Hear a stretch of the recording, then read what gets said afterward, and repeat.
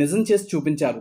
2013లో senior నటులు కార్తిక్ గారి తనయుడు గౌతమ్ హీరోగా మణిరత్నం గారి దర్శకత్వంలో వచ్చిన కాదల్ సినిమా ద్వారా మళ్లీ సినిమాల్లోకి అడుగుపెట్టిన అరవింద్ గారు ఆ తర్వాత జయం రవి గారు, నయనతార గారి కాంబినేషన్లో వచ్చిన తని ఒరువన్ సినిమాలో స్టైలిష్ విలన్ పాత్రలో నటించి హీరో కంటే అందంగా ఉన్నారనే పేరు తెచ్చుకున్నారు. కేవలం 15 కోట్ల బడ్జెట్తో రూపొంది 105 కోట్లు వసూలు చేసి బ్లాక్ బస్టర్ హిట్గా నిలిచింది ఈ సినిమా. ఇదే సినిమాని ఆ తర్వాత రామ్ చరణ్ తేజ్ గారు హీరోగా, రకుల్ ప్రీత్ హీరోయిన్గా, సురేందర్ రెడ్డి గారి దర్శకత్వంలో ధృవ పేరుతో రూపొందించగా తెలుగులో కూడా ఈ సినిమా సంచలన విజయం సాధించడమే కాకుండా అరవింద్ స్వామి గారి నటనకి, అందానికి ఎంతో మంచి పేరొచ్చింది. 2018లో మణిరత్నం గారి దర్శకత్వంలోనే నటించిన చకచివంత వానం సినిమా మంచి విజయం సాధించింది.